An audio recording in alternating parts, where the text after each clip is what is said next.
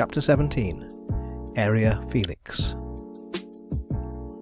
Everyone on board the Ariel was astir the next morning as soon as the first rays of dawn were shooting across the vast plain that stretched away to the eastward, and by the time it was fairly daylight, breakfast was over and all were anxiously speculating as to what they would find on the other side of the tremendous cliffs on an eyrie in which they had found a resting place for the night. As soon as all was ready for a start, Arnold said to Natasha, who was standing alone with him on the after part of the deck, "If you would like to steer the Ariel into your new kingdom, I should be delighted to give you the lesson in steering that I promised you yesterday." Natasha saw the inner meaning of the offer at a glance, and replied with a smile that made his blood tingle, "That would be altogether too great a responsibility for a beginner. I might run onto some of these fearful rocks, but if you will take the helm when the dangerous part comes, I will learn all I can by watching you." "As long as you are with me in the wheelhouse for the next hour or so," said Arnold with almost boyish frankness, "I shall be content. I need scarcely tell you why I want to be alone with you when we first sight this new home of our future empire." "I have half a mind not to come after that very injudicious speech. Still, if only for the sake of its delightful innocence, I will forgive you this time. You really must practice the worldly art of dissimulation a little, or I shall have to get the princess to play chaperone." Natasha spoke these words in a bantering tone, and with a flush on her lovely cheeks, that forced Arnold to cut short the conversation for the moment by giving an order to Andrew Smith, who at that instant put his head out of the wheelhouse door to say, "All ready, sir." "Very well," replied Arnold. "I will take the wheel, and do you tell everyone to keep under cover." Smith saluted and disappeared, and then Natasha and Arnold went into the wheelhouse while Colston and the princess took their places in the deck saloon, the two men off duty going into the conning tower forward. "Why everyone under cover, Captain Arnold?" asked Natasha, as soon as the two were ensconced in the wheelhouse and the door shut. "Because I am going to put the Ariel through her paces and enter Aeria in style," replied he, signalling for the fan wheels to revolve. "The fact is, so far as I can see, these mountains are too high for us to rise over them by means of the lifting wheels, which are only calculated to carry the ship to a height of about 5,000 feet. After that, the air gets too rarefied for them to get a solid grip. Now, these mountains look to me more like 7,000 feet high." "Then how will you get over them?" "I shall first take a cruise and see if I can find a negotiable gap, and then leap it." "What? Leap 7,000 feet?" "No, you forget that we shall be over 5,000 up when we take the jump, and I have no doubt that we shall find a place where 1,000 feet or more will take us over. That we shall rise easily with the planes and propellers, and you will see such a leap as man never made in the world before." While he was speaking, the Ariel had risen from the ground and was hanging a few hundred feet above the little plateau. He gave the signal for the wheels to be lowered and the propellers to set to work at half speed. Then he pulled the lever which moved the airplanes, and the vessel sped away forwards and upwards at about 60 miles an hour. Arnold headed her away from the mountains until he had got an offing of a couple of miles, and then he swung her round and skirted the cliffs, rising ever higher and higher, and keeping a sharp lookout for a depression among the ridges that still towered nearly 3,000 feet above them. When he had explored some 20 miles of the mountain wall, Arnold suddenly pointed towards it and said, "There's a place I think will do. Look yonder, between those two high peaks away to the southward. That ridge is not more than 6,000 feet from the earth, and the Ariel can leap that as easily as an Irish hunter would take a 5-barred gate." "It looks dreadfully high from here," said Natasha, in spite of herself, turning a shade paler at the idea of taking a 6,000-foot ridge at a flying leap. She had splendid nerves, but this was her first aerial voyage, and it was also the first time that she had ever been brought so closely face to face with the awful grandeur of nature in her own secret and solitary places.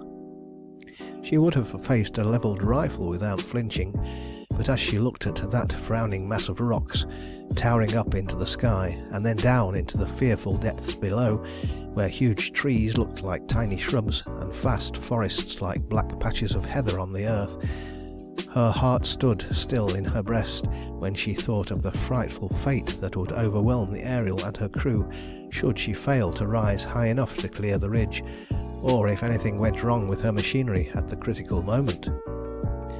"Are you sure you can do it?" she asked almost involuntarily.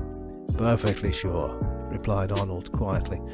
"Otherwise I should not attempt it with you on board.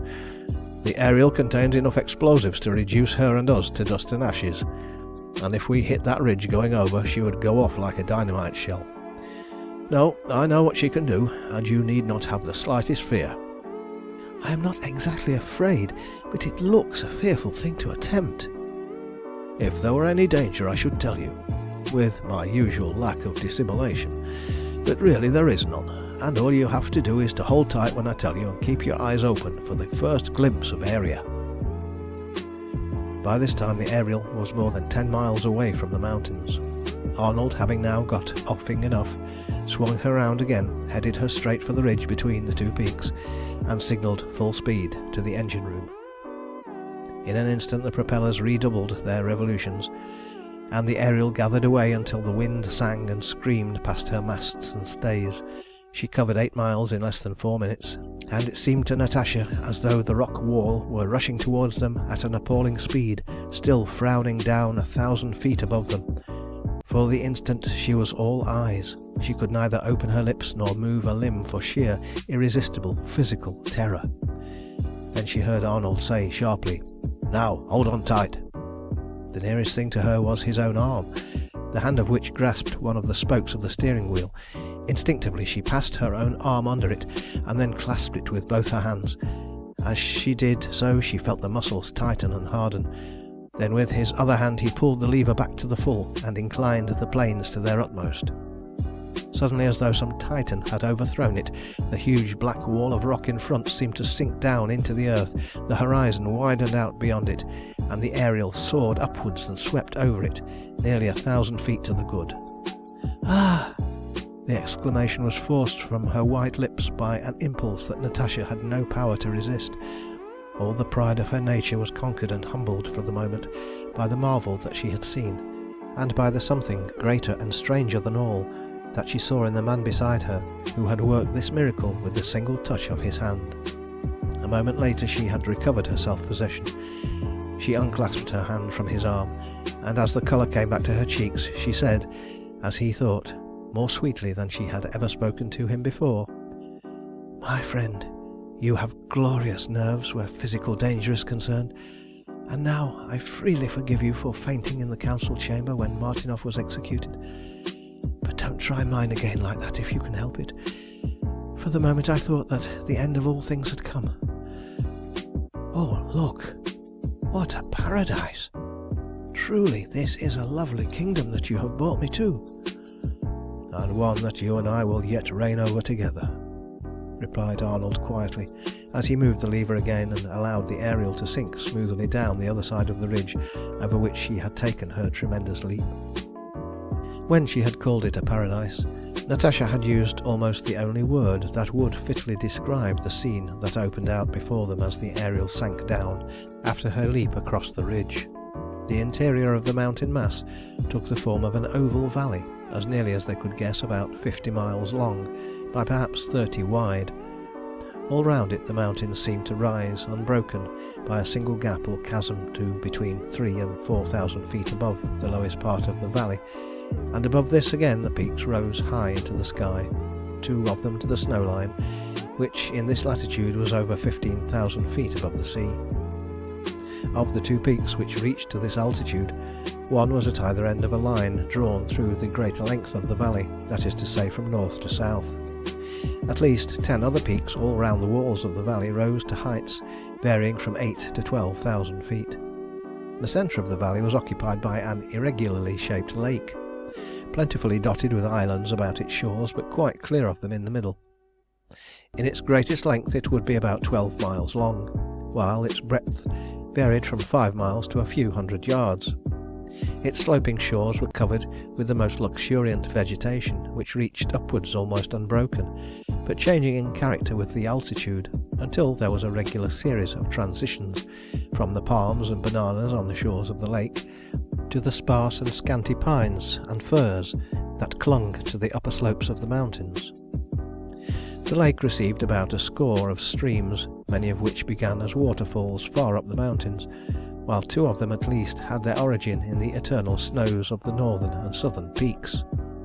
So far as they could see from the airship, the lake had no outlet, and they were therefore obliged to conclude that its surplus waters escaped by some subterranean channel, probably to reappear again as a river welling from the earth, it might be hundreds of miles away.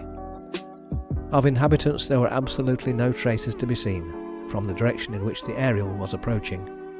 Animals and birds there seemed to be in plenty, but of man no trace was visible, until in her flight along the valley the Ariel opened up one of the many smaller valleys formed by the ribs of the encircling mountains.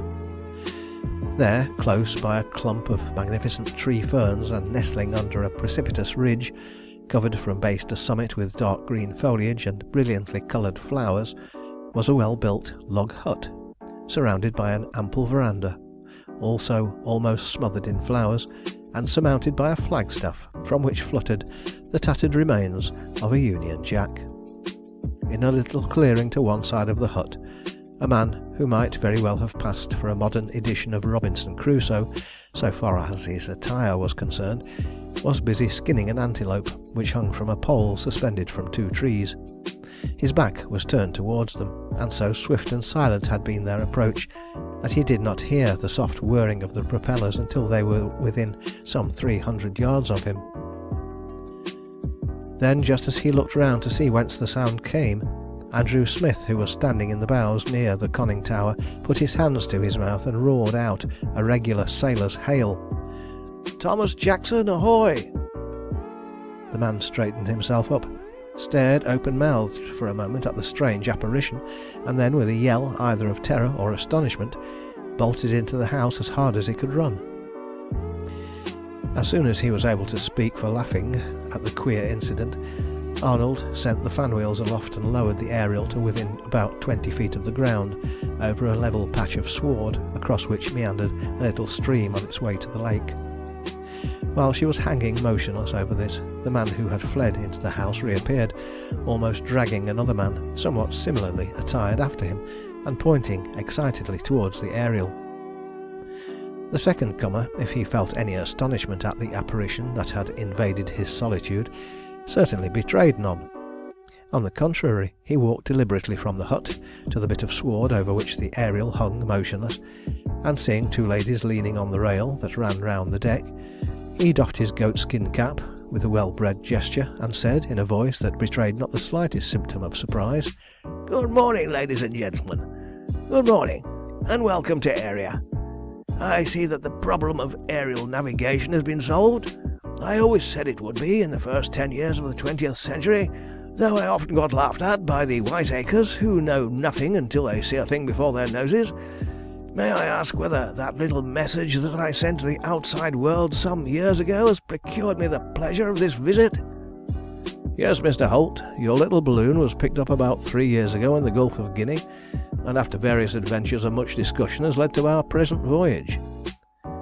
"I'm delighted to hear it. I suppose there are plenty of noodles who put it down to a practical joke or something of that sort. What's become of Stanley? Why didn't he come out and rescue me, as he did Emin? Not glory enough, I suppose. It would bother him too to get over these mountains, unless he flew over. By the way, has he got an airship?" "No," replied Arnold with a laugh. "This is the only one in existence, and she has not been a week afloat. But if you'll allow us, we'll come down and get generally acquainted, and after that we can explain things at our leisure."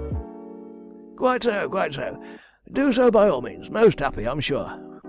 Beautiful model. Comes down as easily as a bird. Capital mechanism. What's your motive power? Gas? Electricity? No, not steam, no funnels. Very ingenious. Always said it will be done some day. Build flying navies next, and be fighting in the clouds. Then there'll be general smash. Serve 'em right. Fools to fight. Why can't they live in peace?" While Lewis Holt was running along in this style, jerking his words out in little short snappy sentences, and fussing about round the airship, she had sunk gently to the earth, and her passengers had disembarked. Arnold, for the time being, took no notice of the questions with regard to the motive power, but introduced himself, then the ladies, and then Colston, to Lewis Holt, who may be described here, as elsewhere, as a little bronzed, grizzled man, anywhere between 55 and 70, with a lean, wiry, active body, a good square head, an ugly but kindly face, and keen, twinkling little grey eyes that looked straight into those of anyone he might be addressing.